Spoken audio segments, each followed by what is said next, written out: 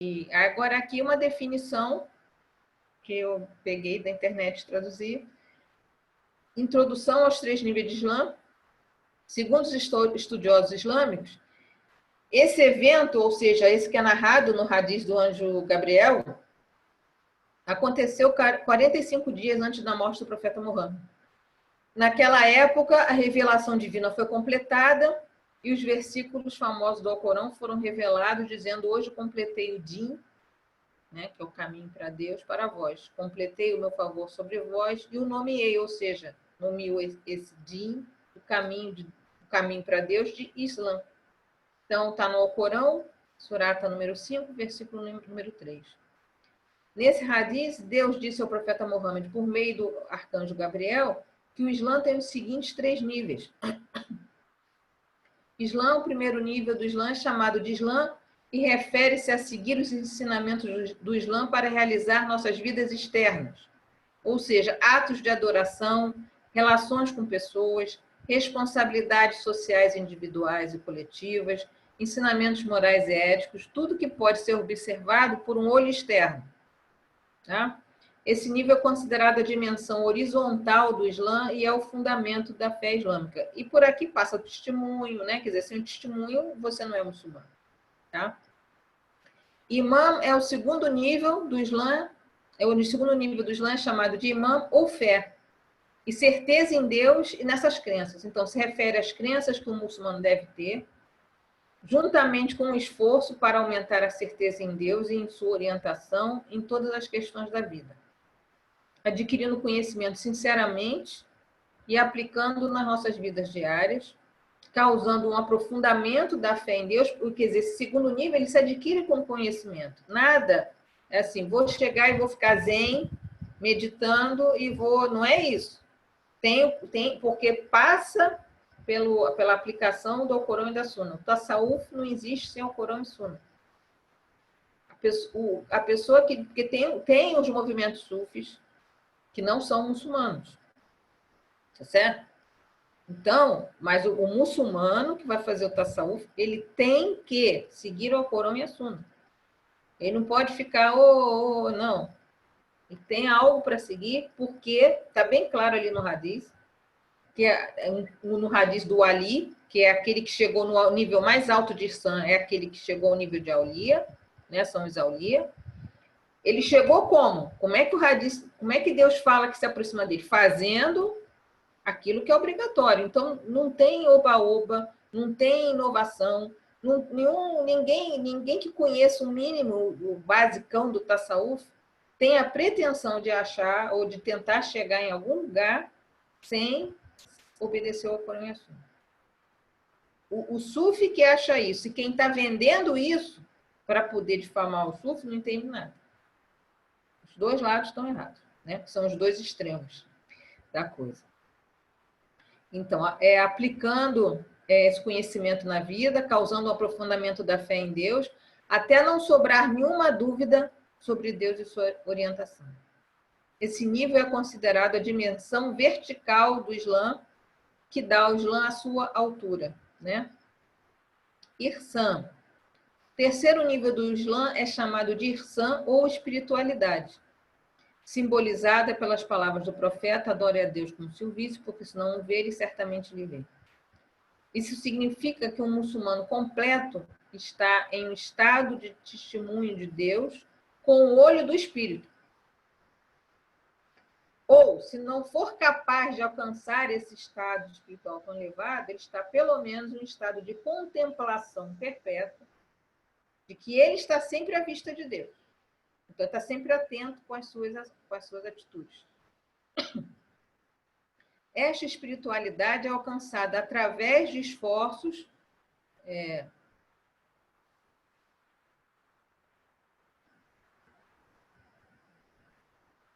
Pode.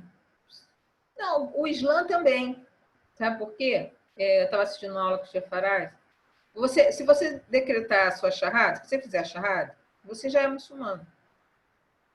Mesmo que você não siga nada. Pessoal que anda fazendo takfirismo aí, que tá errado. Tá? Se você disser proclamar a charrada, você é muçulmano. O que você fica fora do Islã é se você negar. Ah, não, muçulmano não tem que fazer oração, não. Não, eu não tenho que jejuar.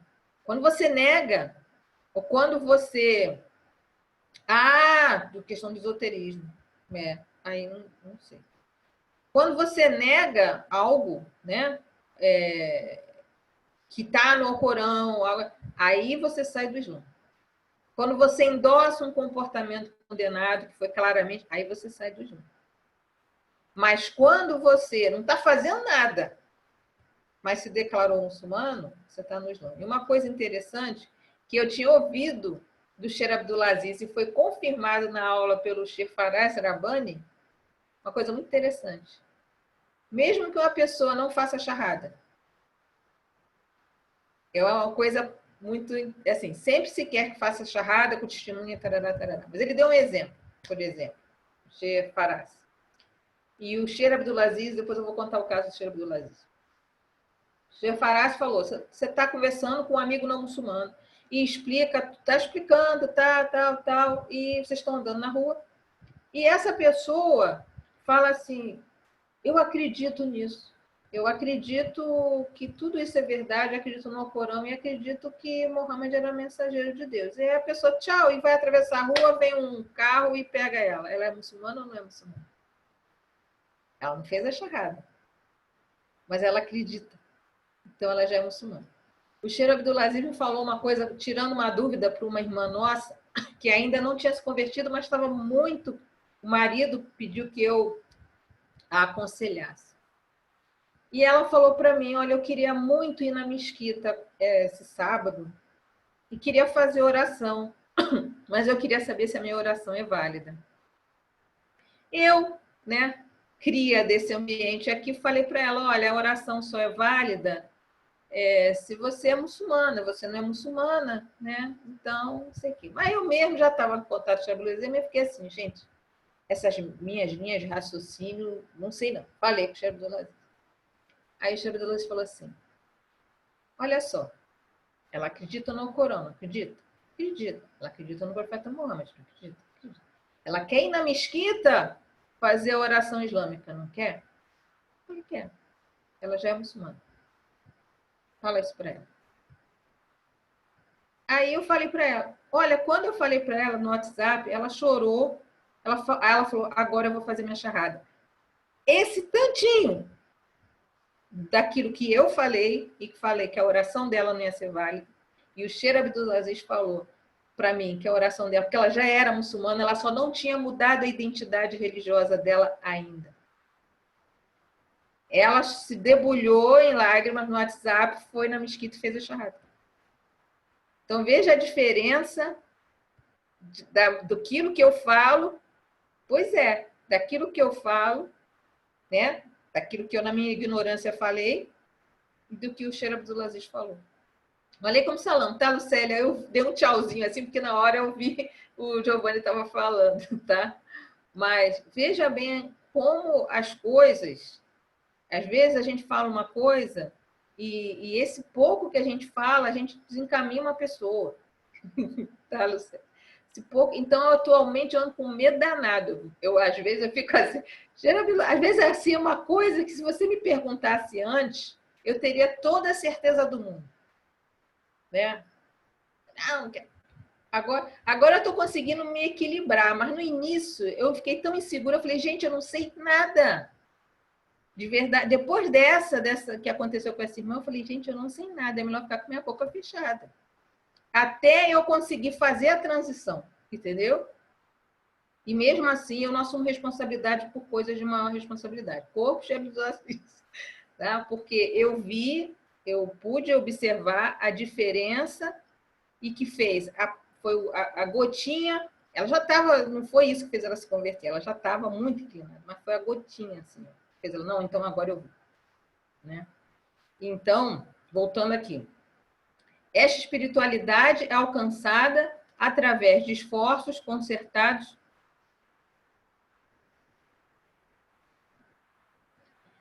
Olha só, Najdatia, a gente tem que ter um meio termo. Né? Por exemplo, Um problema que a gente tem aqui no Brasil, né, fica brava quando as pessoas dizendo para ela deixar ela estudar, depois faz a charrada, enquanto isso a pessoa não é considerada muçulmana. Porque o que acontece é o seguinte, eu já presenciei em vários casos, a pessoa chega na mesquita meio desarvorada. Então, casos e casos.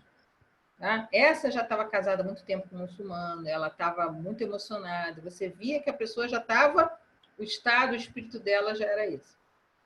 Aí, mas eu já vi muito no início, lá quando não era nem mesquita, era uma sala lá no centro da cidade, chegava a pessoa desarvorada.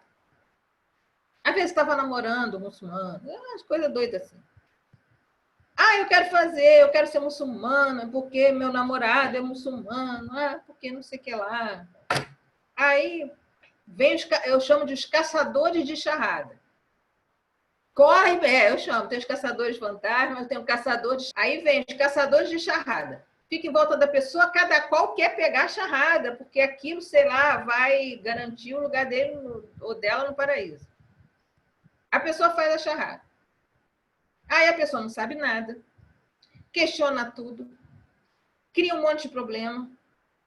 E o caçador ou caçadora de charrada, não acompanha a pessoa, porque a pessoa fez charrada, fez com você, você tem uma responsabilidade com aquela pessoa.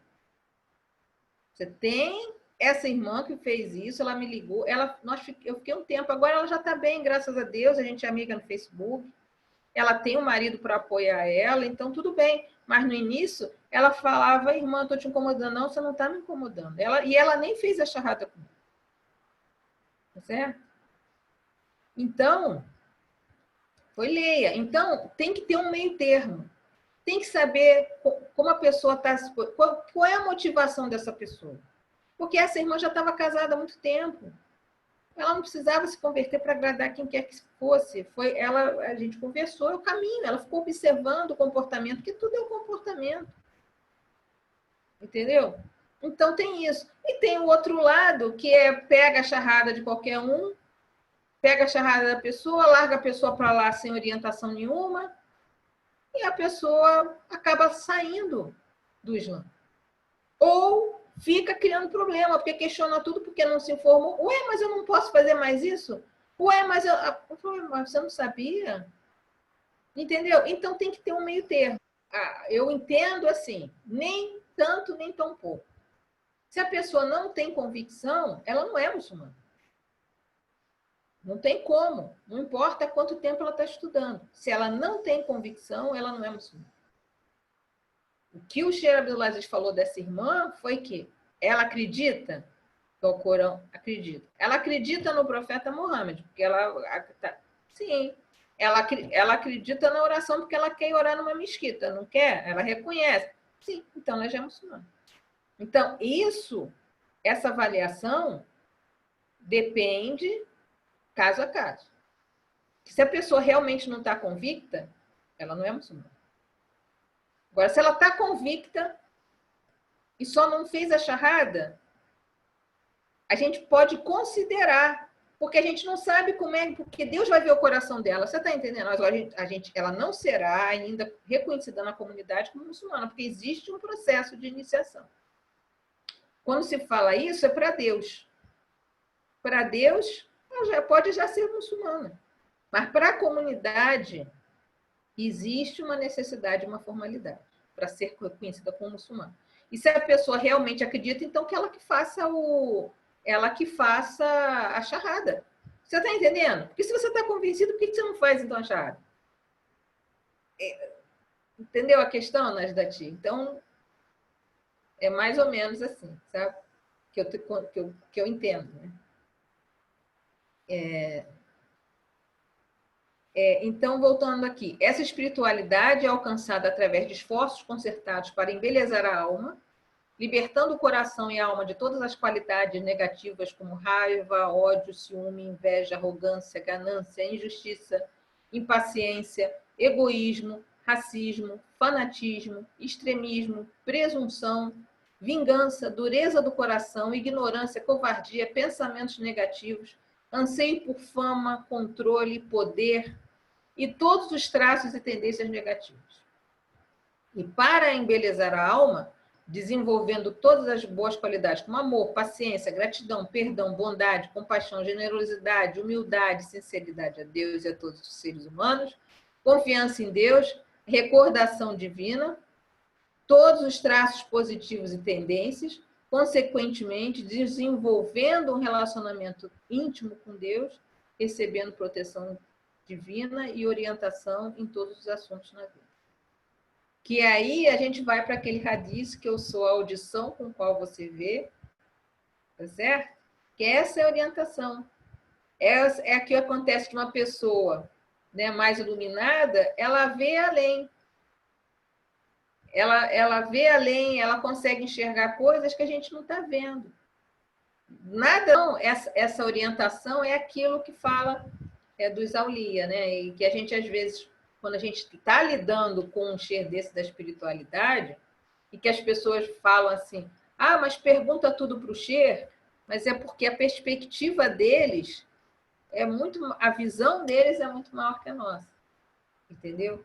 Na vida deles, é infalível, eles nunca, sabe, tomam uma decisão e a decisão deles, sei lá, nunca tomam uma decisão errada, não sei, não vou dizer que não aconteça, tá? E muitas vezes acontece deles tomarem uma decisão que a gente acha que está errada, que a gente não entende, porque eles estão vendo mais lá na frente e a gente está perdido com aquelas nossas coisinhas menores aqui, entendeu?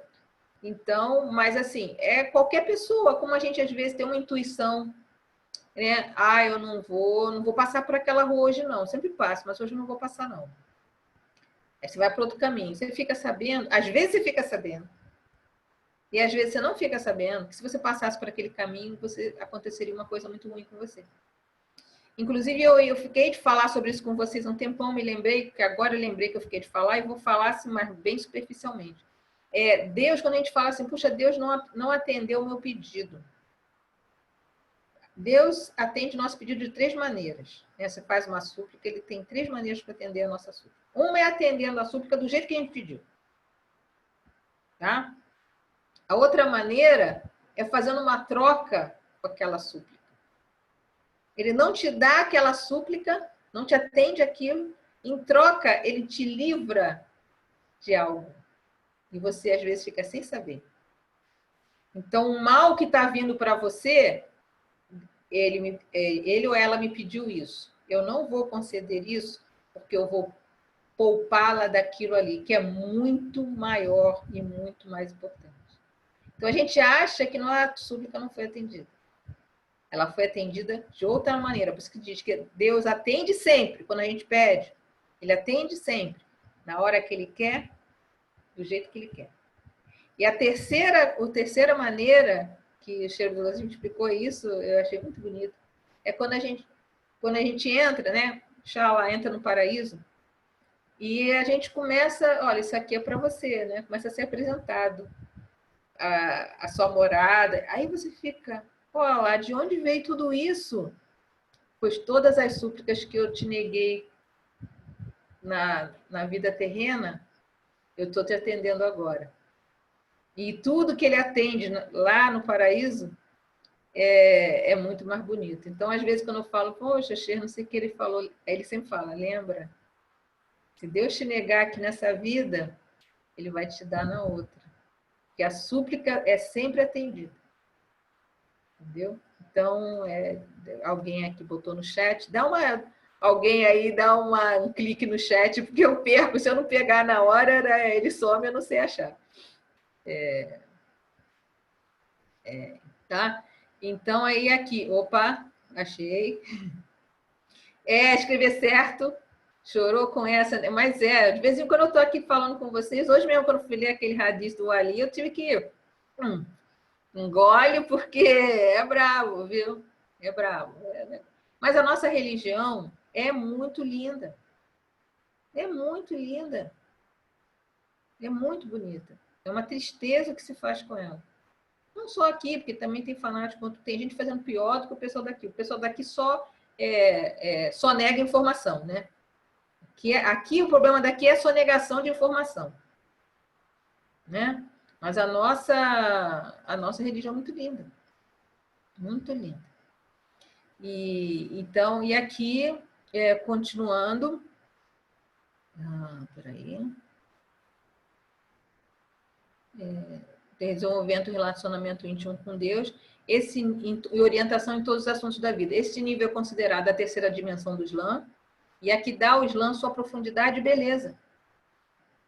É isso que dá a beleza do Islã, né? E profundidade. A gente que fica só patinando ali na superfície. É o nível mais alto do Islã em que há esforço para se alcançar o pleno potencial humano, eliminando completamente a escuridão de dentro da alma e, consequentemente, recebendo a luz divina da sabedoria, na qual se encontram respostas a todas as questões da vida, como quem sou eu, de onde veio, para onde estou indo, qual é o propósito da vida, por que Deus criou tudo e qual é realmente a verdadeira felicidade e sucesso. Aqui é onde os buscadores sinceros de Deus alcançam um estado de realização de Deus, ou seja, a gnose, que é o pináculo da conquista espiritual, resultando em paz interior total e uma felicidade infinita. Curiosamente, esse nível mais elevado do Islã é o menos entendido por muitos muçulmanos. Tá? E aí, aqui um resumo, isso aqui é um resuminho que eu mesma fiz, né? Ali eu estava tirando de fonte. Resumo. No Islã, existem 3 níveis de fé, Islã, Imã e Ihsan. O Islã abrange as ações externas. É a adoração do corpo. Oração, fazer charrada, né? Charrada é a adoração da língua, tal. Aquele ou aquela que atinge esse nível é chamado de muslim ou muslima. Imã abrange a fé. Requer mais conhecimento, aceitação dos desígnios de Deus.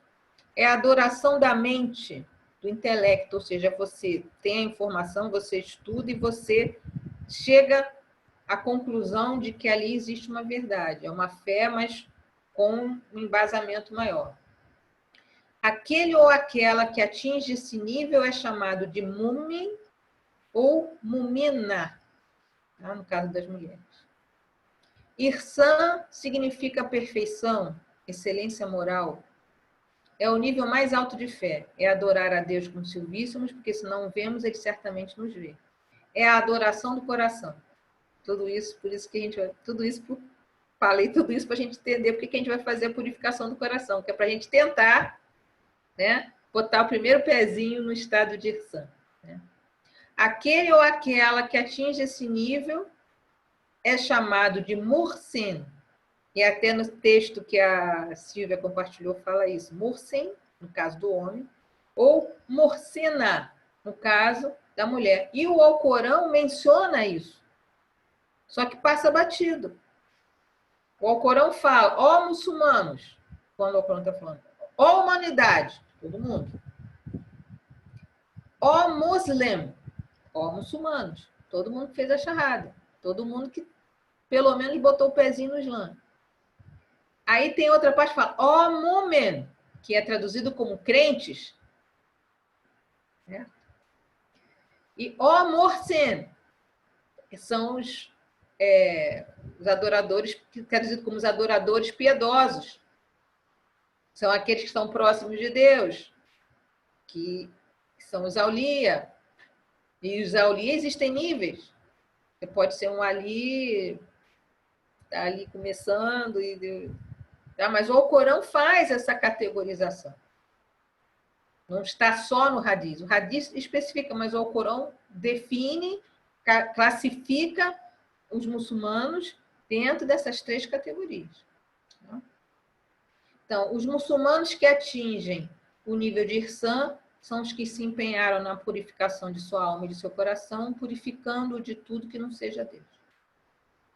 Tá, pessoal? Então, por hoje é só.